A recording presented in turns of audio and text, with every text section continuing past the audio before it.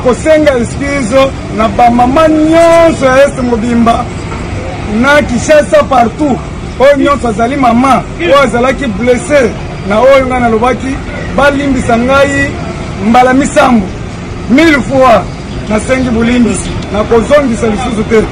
Jules Mouniéré yozaka na mwasi tozaka na mwasi te.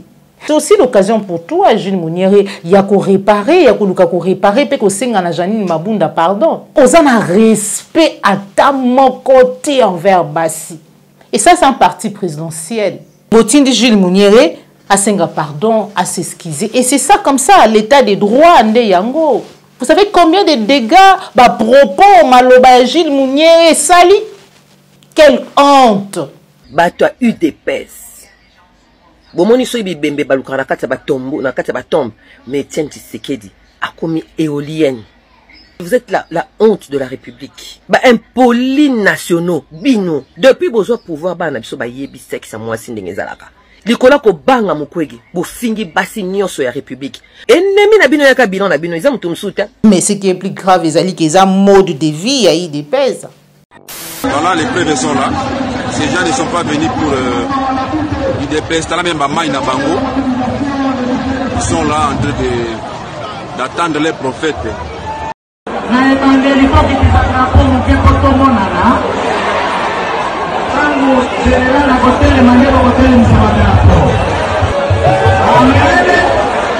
Quelle honte! Faute de bilan, beaucoup opération Diembela et pas prophète. Par robot communicant à IDPS de babi agitation. Quelle agitation? Tu l'as dit, bah à propos tout. Bilan de beaux agité. Tala moto a s'afficher na président de la République, un soi-disant ambassadeur, alors que azalina nous cœur, ananu, azama wana na ba scandale. Bah merci à Kofi Olomidi. L'obé zalaki a ko simba. Je ne sais pas les dire ici. Tout le monde maman Denise Nyakeo. Tout le monde est pembeni ya maman Bobby Lada. Wana mutute nabi sur la ministre de niveau mutona azo yibela aki commissionnaire la bandako ceux qui te sali makasi tete on a tongo ça comme la teki fleuve à côté partout des gens qui n'ont quel niveau aucune performance ils se retrouvent au sommet de l'État. De l'oba Pechobu ya zomone ministre. Pecho na gona ba maf. Kabunda le basala no to so ba fami comme to 20 millions wapi. To 30 millions. IDPS.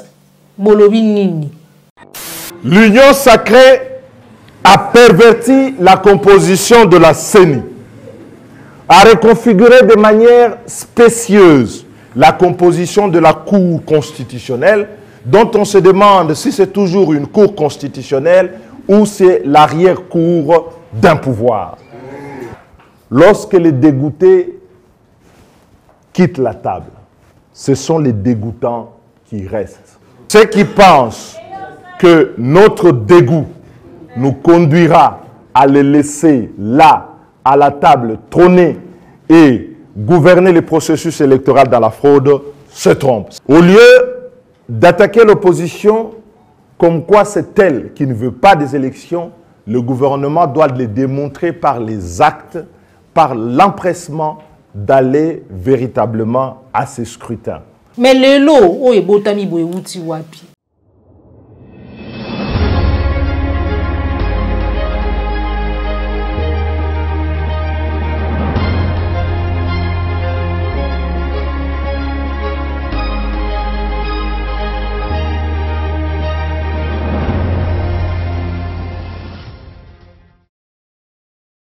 Vous alliez belé, Bandeko Balandi, il y a plus clair télévision, la chaîne de vérité, la chaîne plus information réelle, Bakolo Congo, Mbote Nabino, et pas Ignonso et Joami Bino. Merci, on a confiance au Bozali renouveler chaque jour, on a gratis à la chaîne de vérité.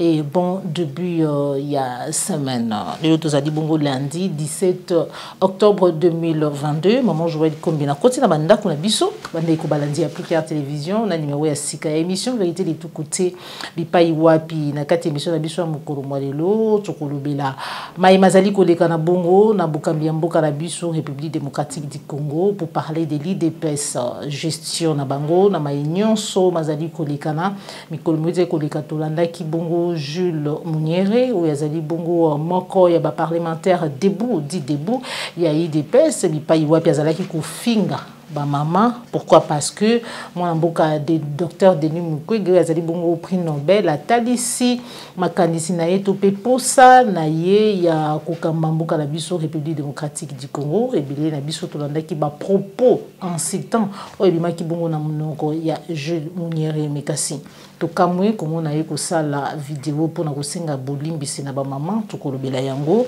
mais aussi tokolobela la situation sécuritaire ya mboka na biso République démocratique du Congo partie est ya mboka na biso Bunagana toujours sous contrôle sous occupation ya Bayi M23 Kwamutu pe Kinshasa on n'en parlait pas et puis mazali koleka na bongo na kati ya classe politique actuelle sans plus tarder na kopesa matondo mingi na yo Joël Gona gauche sert d'image aux bongo ma caméra merci na Cordo pi mafuku pe na popola yombe elongo na bino ba nyonso bozali ko benga biso awa na ingomba Kinshasa na ba province pe na libanda ya mboka merci na ba suggestion na bino merci na ba remarque pe ba reproche sans plus tarder tokenena no en image total lolenge nini Jules Muniere asilaki bongo kofinga ba mama ba bongo ba maman ya partie est de la République démocratique du Congo puis ba maman en général mais il y a des femmes qui se sont levées pour dire non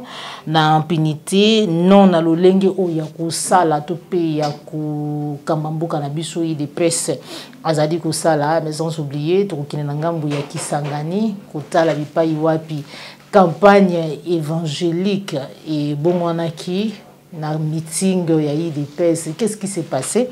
Donc une image, on se retrouve tout à l'heure. Réparateur des vagins troués. Mukwege. Si vous le lot, en français, vous avez un réparateur de vagins. Au ministre de Coupe, on a côté la venaté. Si vous avez comme président de la République. Je veux réparer ici. À ce côté, à ce côté. Est-ce que c'est normal? À ce stade-là, tu me continues à faire. Il y a tant de maman à bis. C'est ça, madame. Bandeko Balandi a plus clair télévision, biso surtout lundi, ba propos tenus par Jules Muniere, tokobo sanati ete ezali mbala ya liboso te oyo Jules Muniere abimisi maluba ya salité ya soni ya lolengi wana na face du monde to pe na place publique contre ba maman. Tokobo sanati ete mikolo milekanaki tumonaki kaka Jules Muniere wana kofinga maman Joanine Mabunda où il y a traité de stérile, où il y a comme qui na niveau ya kubaïta yebi bandis, tout petit serviette hygiénique était. C'est pas la première fois qu'il IDPS a mis la biso ma finga na place publique, pena misu ya mokili mobimba. Parce que biso to yebaki na biso te IDPS azalaki bongo ezali parti moko o vraiment ya mafinga bisika bato bayekolela mafinga mais na kati ya IDPS o ya bango moko mais so comme na place publique pour une première fois c'était maman Joanine Mabunda, pour une deuxième fois aujourd'hui c'est toutes les mamans ya République démocratique du Congo mobimba o ezui maman o yazali na Kwamutu o ezui maman o yazali na Lodja o ezui maman o yazali na Mbujima o ezui maman ou azali na bisika nyonso ezu maman congolaise to bete bisika nyonso na kati ya mboka na biso République démocratique du Congo. Mais lorsque Jules Muniere se lève comme ça pour inciter ba maman ou bazali violer tout simplement parce que docteur Denis Mukwege akobangisa bango.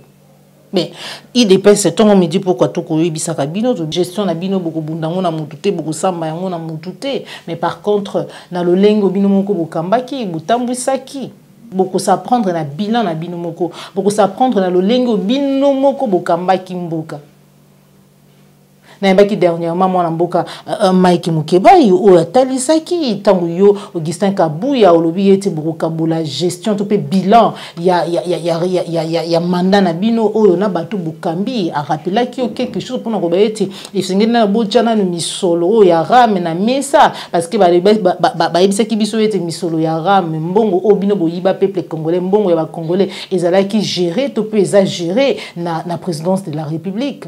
Vous, Gilles Mounière, vous ne devez pas vous apprendre aux femmes qui sont victimes ya viol au bino lelo na mutu ya mboka na mutu ya bokambi ya mboka président de la République ngana bandela ka mutu na wana chaque jour na lobaka chaque jour eloko o na bi président de la République lobaka ete o se sentaka fier ya kozala président de la République le jour où il y aura la paix na partie est République démocratique du Congo ngana komitu na kaka.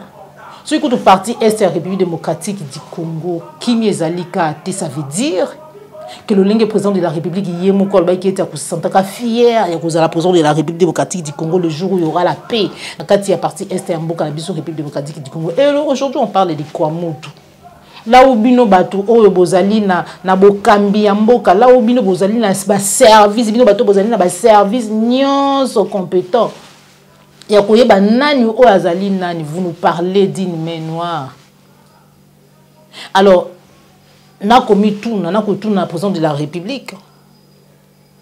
Est-ce qu'il peut encore parler de la fierté tout qui s'attarde même parce que non seulement il n'est pas fier d'être président de la République du fait que Kimi Ezali était la partie est de la République démocratique du Congo, mais aussi awa na Kwamutu. Surtout le Ngwera Kwamutu à Kinshasa et partout, on a étendu la République démocratique du Congo, Mobimba. Mais est-ce qu'il y a encore question de fierté? Parce que c'est partout où il n'y a pas la paix. Et non seulement vous allez incapable de trouver Kimiate, mais c'est que vous benga bandeko, bapaya libanda, par-ci par-là, pour na ko tia Kimia na kati ya mboka na biso entre parenthèses. Tomoni Gilles Mounière a télémika ka Gilles Mounière wana ou ya finga ki ba maman. Côté ma sous pour na ko senga pardon.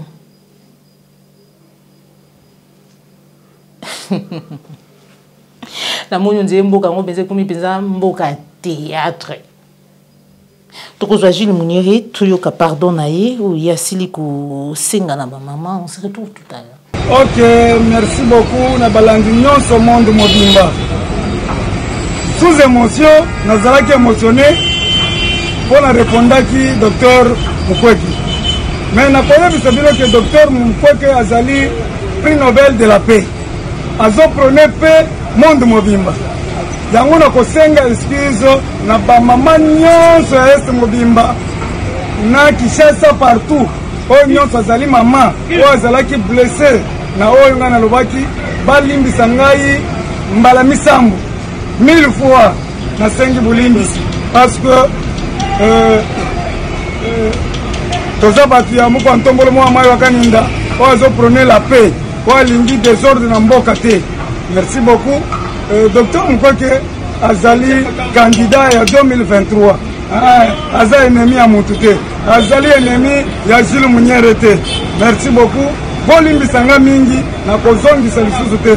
Ba mama nyonso esto ba mama ya Mbushimali yakananga Lubumbashi kolozika kanda fungurume bolimbisa Gilles Mounière eza sous le fait ya émotion parce que mutu olingaka mingi soko moni mutu wana bazotake motema esalaka pasi makasi. Alors bolimbisa ngai tozala toujours même moral muluba muswahili mukongo sankurwa beto na beto toza bana tata moko ekolo moko. Nous vivons ensemble. Merci beaucoup. Gilles Mounière Tolandi a sengi pardon à ma maman, particulièrement ma maman Oya Est bi Paiwapi alobaki mai Oya alobaki contre docteur Denis Mukwege a sengi pardon. Mais Gilles Mounière et ça la maman moko boyo Oyo fingaka tout comme nous misana ko finga biso yo fingaka mabunda. Pour ça la raoni. C'est aussi l'occasion pour toi, Gilles Mounière, il y a qu'à réparer, il y a qu'à réparer, puis qu'on s'engagne à Janine Mabunda, pardon. Pour toyebi ete ezali lolenge na yo ya kofinga ka ba maman, on se pose seulement la question, on se demande si seulement Jules Mounier yo botama na moi mobali. Wande mutuna o batu nyonso ba komi tuna Jules Mounier yo botama na moi mobali. Jules Mounier yo zaka na moi si to zaka na moi cité. Jules Mounier yo zaka na bana basi to zaka na bana basi te.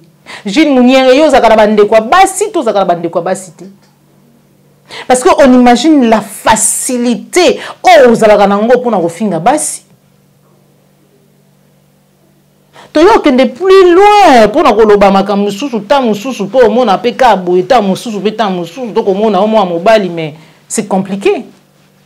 Parce que on a respect à ta mon côté envers basi. Et quand vous voyez un homme comme ça, au monier qui a mobali et qui a un respect, pas bassité, on doit vraiment se poser des questions. Parce que c'est compliqué.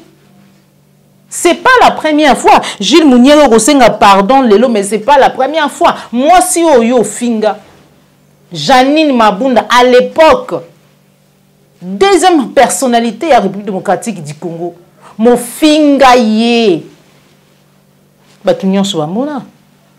Toyoka kité bisika batu ba telemaki bazouzi ba telemaki pona ko ba ete zali punissable injure publique toyoka té.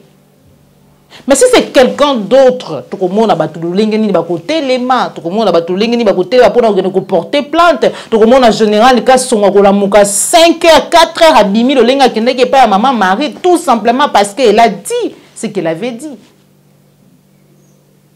Et elle a mérité ça parce que c'était la première dame. Mais Jules Mounier ou Finga Janine Mabunda, qui deuxième personnalité de la République démocratique du Congo, on n'a pas vu Général Kassongo, on n'a pas vu Bazouzi Yambo Kanabiso. Quelle justice! Est-ce que beaucoup qui ça Mboka Soni Tina niveau Oyo IDPS? Et ça, c'est un parti présidentiel. Parti aux Alina Bokambi Yamboka. Et Botindi Jules Mouniere a senga pardon, à s'excuser. Et c'est ça comme ça, l'état des droits ande yango. L'état où vous commettez, donc vous pouvez tuer. Vous savez combien de dégâts, propos, maloba Jules Mouniere sali.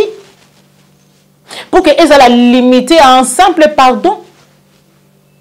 On peut salir mbala ya liboso que Jules Mouniere a tenu propos ya lo lengewana envers ba maman. IDPS. Oh, de gestion. Oh, bolaka ki batu pendant 37 ans. Oh, boye bisaka biso le lengeni ni bobunda 37 ans. IDPS. Quelle honte. Batalipe boye ba image ko tambola babi mais c'est qui bami non c'est un parlementaire debout de l'IDPS. IDPS c'est quoi? Parti présidentiel, parti au pouvoir. Vous avez la réaction d'une maman en rapport à ma finga, ma union so oyo. Et allez ko bimana IDPS. Mais vous allez payer l'IDPS brofuta yango. IDPS brofuta yango, ça ne restera pas impuni. Tout comme paye abatu misusu ya Kabila et les autres tikala qui ont impunité, il y a bino paye au tikala impunité l'IDPS. Tolanda, on se retrouve tout à l'heure. Bato Parlement debout. Bato a eu des pèses. Bato a eu des pèses. Bomoni so ibi bembe baluka na kati ya batombo, na kati ya batombe. Mais Etienne Tshisekedi a commis éolienne. Mais elle a zo baluka pona soni obino bosa na kati ya parti wana. Dans soni vous êtes la honte de la République. Ba impolis nationaux bino. Bato bo banga katate ko expliquer bana na biso kala bazo kazaki bana babima na ba nombril depuis besoin pouvoir bana biso ba yebi sexe moi sindenge zalaka et loko ni ne bima na kati position na ndenge zalaka likolo na bino likolo mafinga na bino likolo impolitesse na bino. Vous pensez que vous aidez le chef de l'État? Vous pensez, vous êtes sûr? Ou bien besoin botsaka batu en na mitema. Vous insultez les mères des gens, vous insultez nos appareils, vous insultez toutes les femmes de la République. Nicolas Docteur Mukwege. Nicolas Kobanga Mukwege, vos fingi basi nyonso ya République. Vos femmes, vous avez des femmes, et toutes les femmes qui sont là derrière. Ceux qui balobi les kambou, donc on a des rangs dans l'UDPS, on vous a retiré le cerveau. On vous a retiré le cerveau. Bozo mon normal que l'élo mboko mindele bazo tambola pour na viola Congo. Afrique mobibetele mi pour na viola Congo. Vous êtes les seuls à banaliser ça. Ba Congolais. Vous êtes les seuls à banaliser ça. Bino batu ya UDPS. Bobenga ba organe na biso génitaux ba radio. Bo seka ba gynécologue. Donc pour être président de la République ici dans ce pays, il faut faire quoi comme métier? Il faut faire quoi comme métier? Vous avez peur de l'intelligence? Vous avez peur du savoir? Bobundana mukwege na ba arme légale. Mais pourquoi kamatate bisono surtout basi à République? Basi o to telemisara Congo, to laissera Congo. Basi o lelo biso ba te faire tourner à économie, vous allez nous insulter toutes. Pour boso banga mukwege. Nous attendons les messages des femmes de l'UDPS. Nous attendons les messages des hommes de l'UDPS. Et puis, que non, les femmes doivent se lever contre ça. Pourquoi les femmes? Pourquoi les femmes? La nuit, là, quand vous dormez, c'est avec des hommes. Vous êtes sortis du corps de qui? Des hommes. Vous avez des mères, vous avez des sœurs, vous avez des filles, vous avez des grands-mères. C'est un problème qui nous concerne tous. Le problème du viol des femmes nous concerne tous. Mais bah, Congolais, boandeni. Mais bah, Congolais, boandeni. Ba finga basi na bino bolo bana basi ke no fo botele ba bo silika. Ay bino bo bangi ko banga wana ezanga na ba cerveau na bino nana nga tia bino ango. Qui vous a mis la peur dans la tête comme ça? Qui vous fait vivre dans la psychose comme ça? Des gens comme les gens là du Parlement, debout de l'UDPS, il fallait normalement Congo Mobimba. Batele melango. Bana monopole à ma fingata. Bana monopole à impolitesta. C'est un problème qui nous concerne tous. Moutuno soto yebi kana mwasi. Ana ndeko mwasi. Ana mama. Ana mwana mwasi. Bino nyoso tout faut se manifester. Il faut s'indigner. Na ba viola qui voit, il n'y a pas que des femmes. Il y a aussi des hommes. Mukwege répare aussi des hommes. Mukwege répare aussi des bébés violés. Mais vous êtes maudits à quel niveau? Ton abino ya malédiction et ça n'est pas nini. Donc nous maintenant, donc vous vos femmes de l'UDPS là-bas, mon gynécologue, hein, au fait, c'est ce que vous nous apprenez, que Bassi Nabino UDPS kuna, bakendara, je suis pas gynécologue. Babota na bandaku. Boko supporter ba candidat nyonso. Boko supporter ba candidat nyonso o bakolinga ko tchali baya na présidence. Votre ennemi Nabino et aka bilan Nabino. Ennemi Nabino yaka bilan Nabino, ils ont tout msuta. Mutu mokote na minute azo banga que Félix Tshisekedi a se présenter les sous pour la deuxième mandat. Mutu mo banga ngote. Mais pourquoi vous finga prix Nobel? Fierté na bino ka moko boka na ngo, bino batu boyeba na kaka na vol, na détournement, na corruption. Bino batu boyeba na kaka na ba rebozaka la réputation à ma bé. Ba jouisseur, ba nini, batu, ba médiocre na Congo oyo. Congo azaka la réputation ya mabe, ya mesanga, ya basi, ya ambiance. Alors vous avez un gars comme ça qui vous ramène la coupe. Qui vous ramène la coupe et vous l'insultez. Non mais toujours la ba excuse na bino. Sinon boko zuwa milongo ba vidéo. Bako kanga de parlement de Bunabino wana. On n'est pas toutes des idiotes, hein. Boganga kabao, mutu andombolo, batu baonzima, mutu andombolo, batu bazonzima. On n'est pas toutes des idiotes, hein.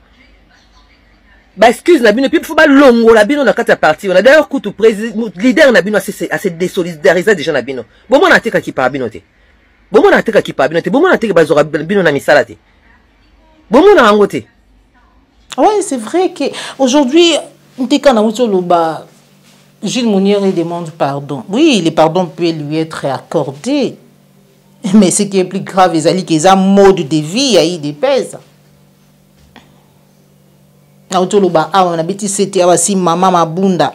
Est-ce que Gilles Mouniéré a signé pardon? Cette dame-là, est-ce qu'elle a mérité? Balolenge y a un insulte oyo Gilles Mouniéré a proféré contre lui. Mais si c'était un résistant, si c'était quelqu'un de décidé, quelqu'un de nouvel élan, quelqu'un d'un parti, d'un parti aujourd'hui, Oba Sipozaka, Oba Lobaka, Oyo Toko Yoka. Jimmy Kitting est en prison en train de souffrir pour avoir dit quoi et fait quoi. D'aussi flagrant qui est autour de Monaka. Gilles Mounieri ko sala tongo midi pourquoi. Pour la batu misusu ba ebisa biso ete maloko ekotonda.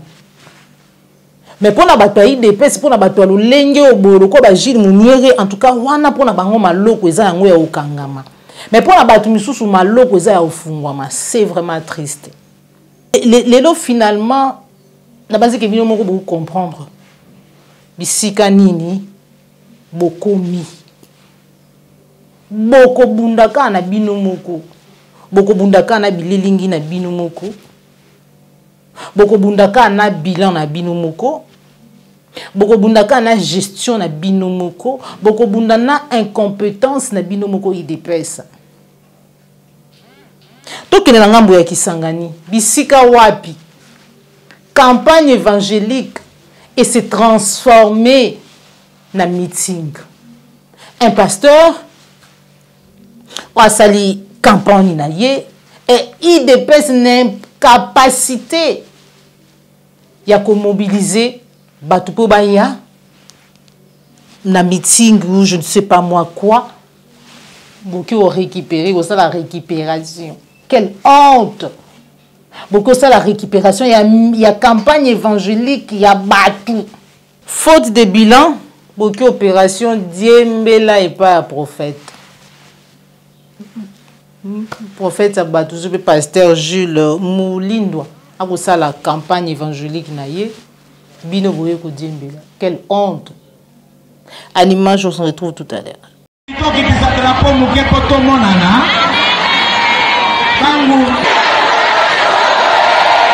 Patia jirani sango mwambie oza nzambe. Tolingi batu nyonso bayeba ba position na bango. Bosi boyeba bozoko nanga mwimbo wa Gilles boyebi ngai. Ngana bandoki toyokanaka.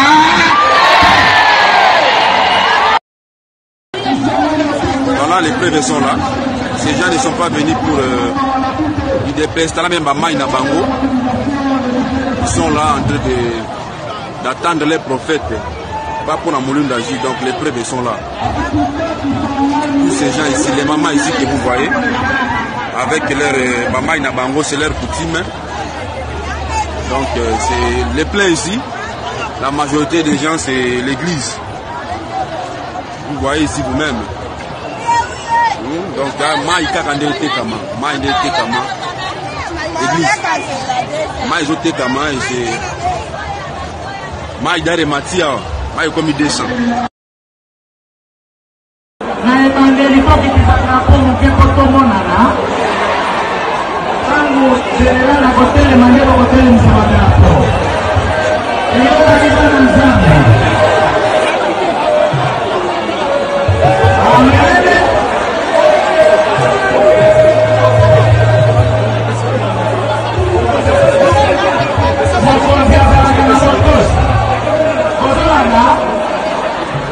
Mais après, ma communicateur, ma robot communicant a eu des peu de agitation. Quelle agitation? Parce que tu l'as dit, tu l'as dit à propos tout. Les lots, ma kabebomba ma le souté. Quelle agitation? Binon de boza agité. Binon de boza agité. Bon, ça va scandale et paille. Tout comme mon président de la République qui s'affiche na. L'artiste musicien a évité son abengendengenini, to pese kombo nini. Obo pese un passeport diplomatique. Mais maye o azali ko sala. Na évité. Dernièrement, a ko sala scandale il y a pas 2 semaines qu'on parle de lui. Na ba scandale ko sala yazali ko sala, mais c'est quelqu'un de comme ça nanu image na ye za terni nanu na ba réseaux sociaux nanu ba kolobela scandale na ye ba scandale na ye, mais c'est quelqu'un comme ça to ko mona comme ça que s'afficher na président de la République. tout comme il tourne chaque jour. C'est la communication et la présidence de la République. Entourage. Voilà tout le bélango souté, ba juisseur, ba chécoulaire, ndenge to koyo kaka. Et tala moto a s'afficher na président de la République, un soi-disant ambassadeur, na manette, na casquette, na sakodo. Affiché na président de la République. Ce peut photo à Karabébi en Osika, on ne sait pas, mais pourquoi à ces moments? Alors que Azalina nous cœur, Anano, Azama wana na ba scandale. Azana nous wana na ba scandale. Qu'est-ce qui se passe finalement? Est-ce que parfois est-ce que le président de la République a un conseiller qui conseille le président de la République? Mais est-ce que aussi a yo kaka? Président na batu musu ba yeba mingi na niveau moko sotalika façon mutu azolobela kaka obi que notre moto parfois yo quand même pas ba conseiller na yi. Parce que artiste et musicien bobengi ambassadeur. Ambassadeur, je ne sais pas par définition, tant que beaucoup beaucoup pesa ka ba passeport diplomatique beaucoup yeba te sou ki pe beaucoup yeba nanyo beaucoup pesa passeport diplomatique nanyo beaucoup benga ambassadeur. Il y a culture ou représenté na image pe na lolenge nyonso mboka na biso République démocratique du Congo bozo bo pesa Koffi Olomide par ba talent na ye aza icône et tout même ba merci à Koffi Olomide, merci à Koffi Olomide. Ce qu'il fait, c'est que nos enfants le lo baza na ba téléphone ya miki baza na ba téléphone ba leki na biso bana na biso bazo mona, c'est lui qu'on appelle ambassadeur ya mboka na biso ya culture Koffi Olomide fait. Lelo, un homme marié, entre parenthèses, qu'il est, a copé sa bise na chanteuse naïe. L'homme zala qui a ko simba, je ne sais pas les dire ici. Mais Yewana a s'affiché na président de la République. Yewana a s'affiché na président de la République. IDPS, beaucoup mais ma biso si wapi parce que oh déjà bon la kisi biso oh déjà bon pesi biso ils ont vraiment déjà suffisant IDPS bon mais ma biso ti wapi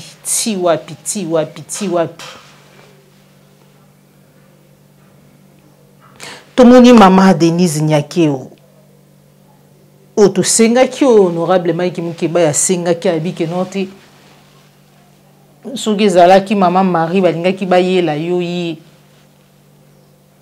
ngeko bana général Kasongo yakana na mama wana awa na mona yeto solo na yi soki ezalaki pe général Kasongo ngaki mambangu mesiko tomoni ye pembeni ya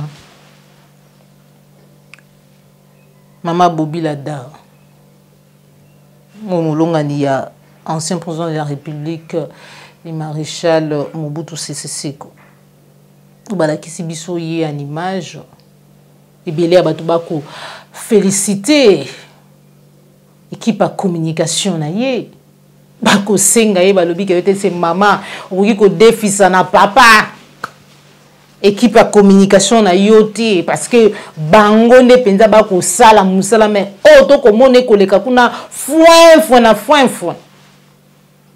na ebite soki c'est la communication en équipe à communication wana bayebi o biso bato basala communication ba biso tout est communication et ça ka pona bato basala communication te mais bato bayebi que non tout est communication. Même le moment ya mukio ozala na mupandi ya président de la République to ya personnalité tout est communication et voilà une image ba ko la kisabiso président de la République afandi na mesa ba chombo na power de bato so benga ngo batterie o esunga kaki mutu o charger yango après soki l'utiliser ezali te o brancher yango pour epesa na téléphone na yo énergie. Mais quand déjà le président de la République détient ça comme ça sur une table, sur sa table à bureau, qu'est-ce que ça veut dire? Ça veut dire qu'il y a un secteur où on a ces régimes y compris lui, le président de la République, parce que c'est lui le garant des institutions et à bon fonctionnement et à l'institution en Bokanabiso, a échoué, lamentablement échoué, complètement échoué dans le domaine voilà. Pour ceux qui sont déjà président de la République, il y a un power bank, un batterie de batterie sur Bengango. Pour nous charger à chombo, on évite éviter le caméra, éviter que le président de la République adore les réseaux sociaux, il est tout le temps dans les réseaux sociaux, donc trop au final chombo et moi ça là qui n'était et décharger qu'il faut renforcer. Peut-être en hypothèse voilà. Et dépense beaucoup mina souka. Vous nous avez tout prouvé que Bokamia Mboka Oyo. Il fallait que la moto pesa la ngoya ba kolo nango. Toujours Daniel Safou. On se retrouve tout à l'heure. Aujourd'hui, vous avez un ministre, c'est le côté là, Boka Ngomsu Bolabui, ça comme la teki fleuve. T'as un problème tout ça, il y a une affaire foncière. Problème de ça comme. Donc, nabi sur la ministre sur niveau mouton azo yibela. Tala yazaki c'est là, aki commissionnaire la bandako. Au moins l'église a mouton ministre la même. Muta tegela le pango na sa kombi. Commissionnaire la bandako ba mener ka na terrain prédilection na ministre affaires foncières. Peter, ceux qui te saluent ma casse tête on a tongo sa kombi a teki fleuve. À côté partout. Et puis amener l'intérieur, on va monter à Bandam, 9 sur 20. Non, mais toujours un ministre affaires foncières. Mais à sa combi. Ah! Peter, Nabilo, je sais que ma député, tout téléma, à côté de la fleuve. Ministre aux recettes, n'est pas mati. Tout le monde, nous avons posé la question avec débat. Mais changer l'idée, faisant ça la motion de fiance. Ah non, voilà. Oh, Peter, à côté de la fleuve. Tu vois, ça soit qui part, ta somme partie à fleuve national, à teki sa combi. Ça comme moi quand on a pas quand on est monné bongo afin de nous dire au moteur bongo ça Congo mais il y a un bongo la Congo ma bongo la moni ba million moi je suis kiti boy il y a ça me souviens moteur $1 million de fandiwan des gens qui n'ont quel niveau aucune performance ils se retrouvent au sommet de l'État sans bouchon sans intelligence commissionnaire à Bandako a commis ministre. Regarde la COP voilà, terrain prédilection nae. Limité au monde limité en industriel. Et c'est banda rozala. Bango ba sa ba teki limité. Ba usine za la kana ba démanteler ngo. Et comment ba église. Maman Hollande ka bon ba teki ba nini wa. Tout le monde de l'homme Keba expliquer au mutona bien. T'as des biais à Mukeba. Je comprends pas le logo maman sona qui était dans aucun. Nous on la place là. Tout ça li ba marche, tout ça là on est. Ça veut dire qu'on avait l'amour du pays.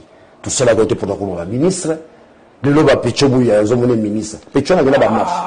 C'est ça, le pardon. Mon cher, aidez-moi à parler. Nana, pour ça, le balai. Pécho, ça va marche. Bagina Pépé, Bazoum, la Kabila, Djalelo. Le je ne sais pas par quel accident, comme un ministre. Bissot, qui avait travaillé. C'est un confrère. Bakoma Lelo. Bakoma le place Bazali. Bakoma le place Bazali. Pécho, ça va marche. Il y a un Bissot, la lacrymogène. Babi sur la massas, babi sur le nom. Babi sur le nom, ça là, c'est le mot, continue le pont, le pont, papa yoté. J'ai vu les gens mourir. Na Éthiopie, na Kassabouane. Ce que vous savez, c'est que vous avez na Belgique, au salaire non rien, diplôme pas de couteau, où il y a la personne poste, Kabounda le bassin et l'autre, ça va faire comme, tu as 20 millions, tu as 30 millions. Mais ça, dans le bel remords. Benga bato apoto sur la dictée.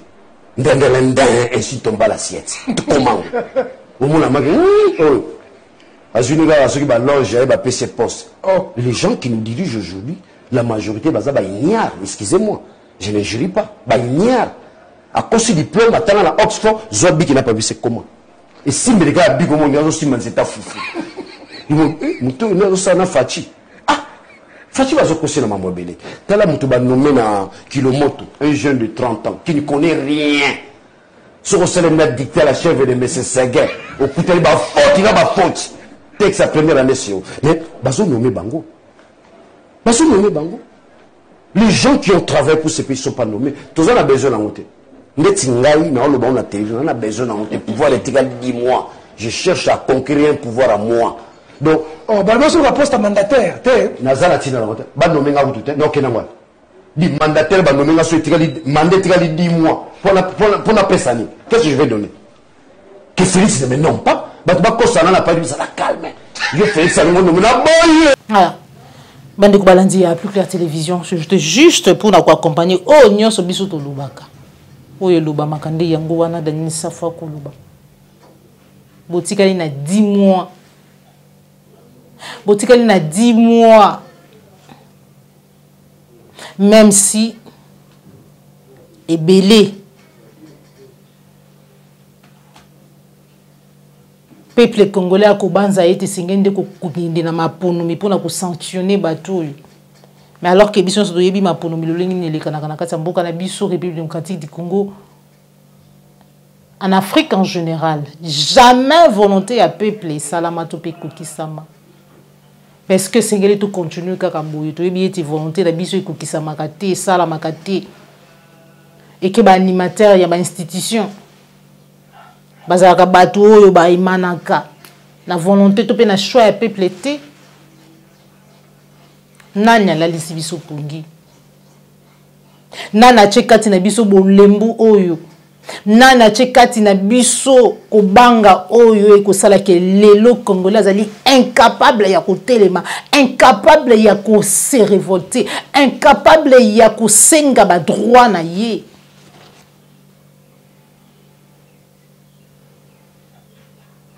Et que ça la passe, bande ko balandi à plus clair télévision. To continue la deuxième partie à émission Nabiso, situation sécuritaire ya mboka na biso République démocratique du Congo. Foyer de tension partout. Na Kinshasa Kulu ni lamuki. Et lamuki telemi. Le col il y a 32 degrés. Peut-être pour 34 ou 36, je ne sais pas moi comment ça dépend du climat tout pays température il y a. Et le continent, tout le monde. Où est l'autorité? Pourquoi Koulou les communes à niveau où? Pour tout yebi ete opération moko ezali ah bipa iwa biba ko kanga ka bande ko na biso ba leki na biso sans jugement ba ko memaka bango na kanya makasi c'est oui Koulou nezali malamu mengite mais ceux qui maiwane ko salama bako kanga baleki bako kanga bana bako kanga bandeko entre parenthèses parce que bazali ba Koulou na bango bazali ba semer des troubles bakenda kanya makasi c'est ko sa bilanga maintenant ba wako botama nde banani bazali ko uta ba wapi bako uta wapi bazali ko uta wapi mais est-ce qu'aujourd'hui singeli tout c'est limité ko dénonçaka tout pe ko talaka o ezali conséquences tout singeli to bunda na cause to ba nini ezali cause nini ezali à la base il y a criminalité il y a délinquance IDPS bolobi nini parce que tout supposé qu'il était dans ya Kabila Koulou ne botamaki parce que nzali zalaki parce que Kabila le mal du Congo était là. Mais le lot, oh, et botami boye wuti wapi. Oh, et botami boye wuti wapi. C'est la toute première fois, pour moi, donc un gouvernement, bah, bazali bongo censé que protéger peuple na ba bien na bango. Bah, bisabiso était insécurité bango azali ko mona quelque part na quoi moko ya république to ya capitale les ali œuvre d'une main noire alors qu'il y a des services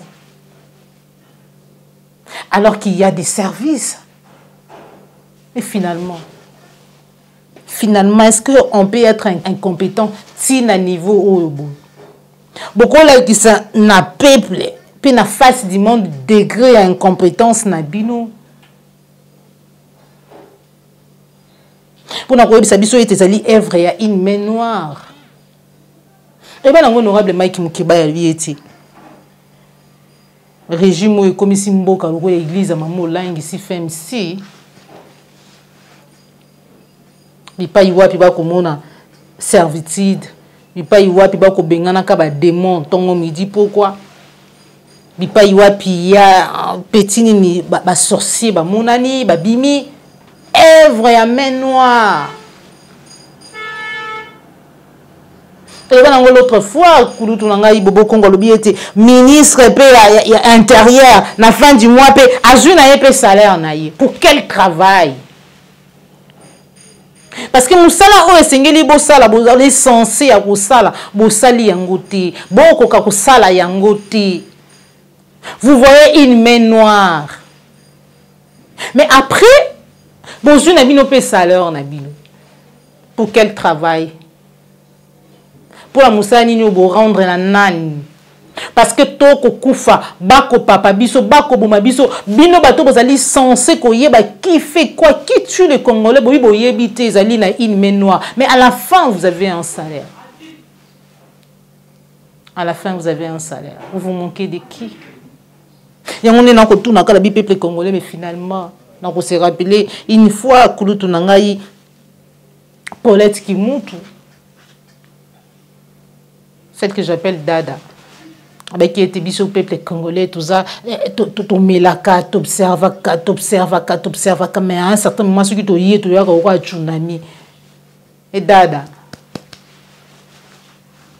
on dirait, tu mélis trop. On dirait que tu observes trop.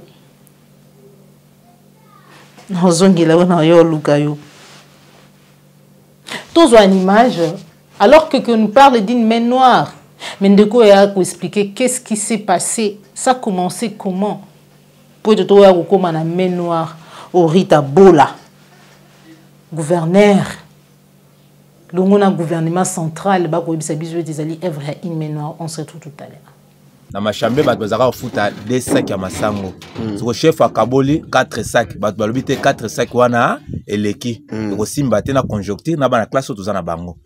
Bake basiko basali union ya ba fermier. Batindi ba sage ba ke bon de la chef. Balobi ne sika ya 4 ton dimi to pesa 3. Chef a tenu décision na lobite to pesa bongo te pesa kaka 4.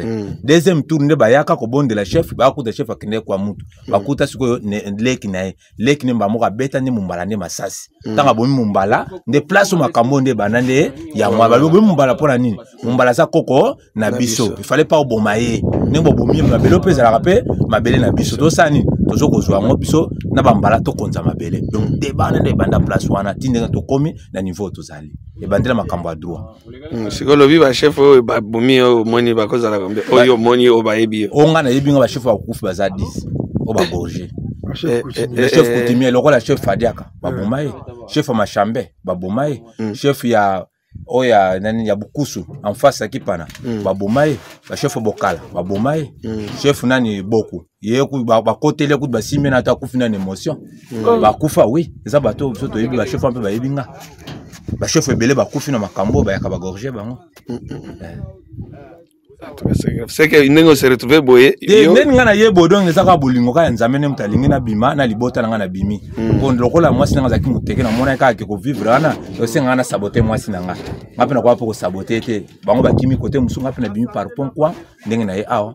Donc bato batika na sima kuna vie ezate kuna kovanda place. Olobi soki ba bomi mutu. So ba bomi mutu ba gorger. Siko soki yo sepeli te. Yo lobi liga. Ba lobi ke ba kuna zali soki yo sepeli ba ko boma yeti. Bango ba sala opération. Yo faut so sepeli. So sepeli kuna ba ko boma yeti. Faut yo comme so contre teke. Monsieur le Togo qui c'est ça pour biso ba rebelle ba rebelle. Ba rebelle wana ngana ko ko la awa. Si le terrain tout le monde soit rebelle. Yo ko la bangonde. Olobi ke batango bakata kisi. Ba nini? Oui, ba sana kisa mobondo. Kisi ya mobondo. Ya mobondo. Kisa mobondo ba na ngwao. Bazo mela na makila ba. Bazo mela na makila. En tout cas, Nzambe aza lokumu ndenge tokutani. Eza bongo, eza. Nzambe aza lokumu sino. Ça c'est biso otamula ba c'est bon. Otamula c'est bon. Eza lo ko kilo ko. Na na mabota kana biso kana. Ko biso de la vie. Mambo tika ga mambo kana biso. Mani ko lo kwa nzambe. OK. Merci beaucoup. Bandou Bolandi, pour finir, Tolanda, réaction, il y a député national d'Elysée Sanga, où Touyebi, Nalolengue, Naye, Courage et autres, pour dénoncer, Mazali Kolekanabongo Nakati, il y a institution, précisément l'Assemblée nationale, le Lengue Nazali ko dévoiler vraiment stratégie, il y a union sacrée. Pour la fraude, tout pendenge Jean-Marc Kaboun, de pays l'ongona ba congolais, tout yébiyete IDP, ça s'allie vraiment prêté à Rokina Mapunami, mais Kassi, tout l'andana, on se retrouve tout à l'heure.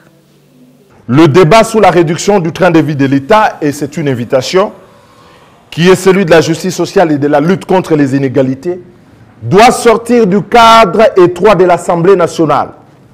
Il doit se poursuivre dans l'espace public.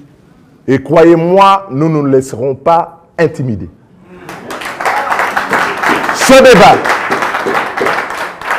Ce débat doit se poursuivre au sein de la société qui devra s'en approprier jusqu'à imposer l'exemplarité des dirigeants dans la conduite des affaires publiques, particulièrement dans la gestion de nos finances. C'est pourquoi je vous appelle à faire de la réduction du train de vie de l'État une question centrale du débat citoyen partout et à tous les niveaux. Elle concerne chaque Congolais, elle ne concerne pas que les élus, en commençant par toutes ces victimes directes des inégalités, réduites au silence et qui sont parfois objets de musellement quand ils vont réclamer leurs droits. Comment comprendre que dans une démocratie, les médecins soient brutalisés parce qu'ils font grève ou parce qu'ils manifestent pour leurs droits? Comment comprendre que dans une démocratie, les professeurs, les infirmiers, les fonctionnaires, les enseignants qui reçoivent au quotidien des milliers de promesses non tenues soient privés du droit de pouvoir revendiquer ce que l'État et la société leur doivent? Mes chers compagnons et camarades d'envol, concernant les réformes électorales, il y a d'abord lieu de relever, contrairement au discours ambiant, que les trois piliers de la transparence du processus électoral ont été totalement corrompus dans leurs principes par la nouvelle majorité du régime, j'ai cité l'Union sacrée. L'Union sacrée a perverti la composition de la CENI, a reconfiguré de manière spécieuse la composition de la Cour constitutionnelle, dont on se demande si c'est toujours une Cour constitutionnelle ou c'est l'arrière-cour d'un pouvoir, a anéanti l'ampleur de la réforme électorale. Les efforts fournis avec les collègues dans le cadre du G13 pour parvenir à des réformes électorales basées sur le consensus, afin d'obtenir, d'offrir au pays un cadre légal garantissant la tenue dans les délais des élections de 2023 dans des conditions bien meilleures que celles de 2006, 2011 et 2018, ont été totalement compromis. Dès le début de cette législature, pourtant, en 2019, faisant suite à notre bureau politique précité de juillet 2019, en vol, notre parti s'était aussi investi dans la voie de la réforme et avait, au plan institutionnel, initié la pétition en vue de la révision de la Constitution que vous avez signée, ce dont je vous remercie, et fait signer à travers le pays et qui participait du même objectif. Votre initiative n'est pas morte. Elle gît pourtant dans les limbes du calendrier de l'Assemblée nationale, gelée par un état de siège hasardeux, proclamé dans la précipitation, sans planification, dont les initiateurs peinent aujourd'hui à faire un bilan et à en sortir dignement. L'objectif de crédibiliser les élections par l'introduction de la transparence du processus et la traçabilité des résultats électoraux a été sacrifié sur l'autel d'une stratégie de fraude et de manipulation à grande échelle. La raison est simple. Ils n'ont pas de bilan, ils savent qu'en 2023, ça sera difficile, et donc seule la fraude reste aujourd'hui leur exutoire. Les opposants démocrates d'hier, le chantre de la transparence électorale d'hier, ont vite appris du pouvoir pour se transformer aujourd'hui en bourreaux de la démocratie. Oui. Confiscateurs aujourd'hui du droit de vote de nos concitoyens. Quelle tragédie et quelle trahison par rapport à la mémoire de nos martyrs. Comme hier, avant 2019, le cadre institutionnel produit par l'Union sacrée n'offre pas de garantie de transparence et de crédibilité des prochaines élections. Cette stratégie pourtant est expresse. Elle est menée pour nous dégoûter de la lutte pour le changement. Suivez-moi bien. Comme vous le savez, lorsque les dégoûtés quittent la table, ce sont les dégoûtants qui restent. Nous ne laisserons pas la place aux dégoûtants.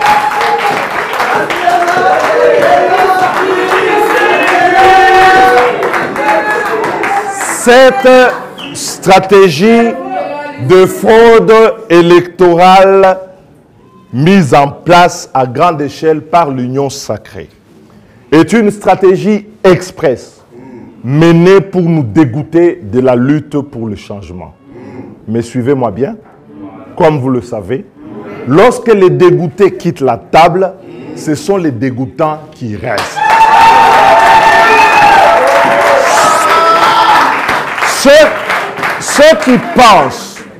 Ceux qui pensent que notre dégoût nous conduira à les laisser là, à la table, trôner et gouverner les processus électoraux dans la fraude, se trompent. C'est pourquoi les Congolais doivent être sensibilisés, mobilisés de partout où ils se trouvent, pour empêcher l'exécution du plan de fraude et faire barrage à tout nouvel hold-up électoral. Ainsi, nous ne devons pas arrêter la campagne commencée de termer la fraude électorale. Je vous demande de la poursuivre. Les travaux du bureau politique doivent aider à en définir les modalités et les cadres dans toutes nos coordinations désormais, dans toutes les provinces et les fédérations, afin que l'ampleur de cette lutte permettre à notre peuple de recouvrer l'intégrité de son droit de vote. Je lance ainsi, dès maintenant, un vibrant appel à tous les démocrates, épris de la liberté, respectueux du droit de vote, ainsi qu'à tous les partisans de l'agenda citoyen, défini par consensus au sein de la classe politique et la société civile, à rejoindre ce combat de télémer la fraude électorale pour que nous puissions opposer à la fraude, aux faussaires, la vérité des urnes et l'intégrité du vote de Congolais dans le cadre des élections crédibles, démocratiques et apaisées.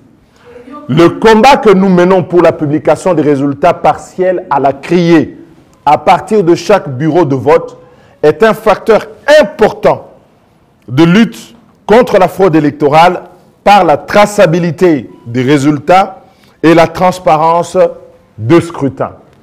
La paix et la cohésion nationale post-électorale sont à ce prix.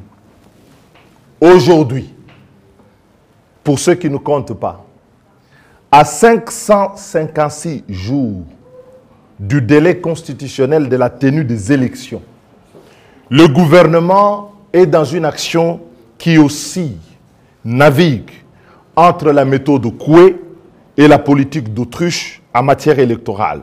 Et il voudrait nous rassurer par ce jeu de sa volonté politique de tenir tout de même les élections de 2023 dans le respect des délais constitutionnels. En réalité, le gouvernement joue dangereusement la montre pour s'abriter derrière la technique et justifier un glissement qu'il a programmé. Au lieu d'attaquer l'opposition comme quoi c'est elle qui ne veut pas des élections, le gouvernement doit les démontrer par les actes, par l'empressement d'aller véritablement à ces scrutins. Voilà, bande Kobalandi applique la télévision de Tocheli Tono na émission na biso ya mokolo modelo Denis Sesanga alobi ete lorsque les dégoûtés quittent la table, ce sont les dégoûtants qui restent. On se retrouve pour un prochain numéro. Merci na papa Laurent Mbo puis papa Laurent Bongunza. Merci na Félix Mbatika Maboko Banque, un bon séjour au pays. Jean Bembe Westin, papa Jean Benza, grande sœur Nanga Albertine, Moutema papa osé depuis Allemagne. Na ba union so bozali ko soutenir applique la télévision de près ou de loin. Tokutali bongo malasima sokin ko la ba télévision c'est pela ki na émission liker p partager ezali mbala liboso landa biso ko bosana te ko s'abonner na kati ya applique la télévision, la chaîne de vérité, la chaîne qui vous informe en temps réel. Au revoir.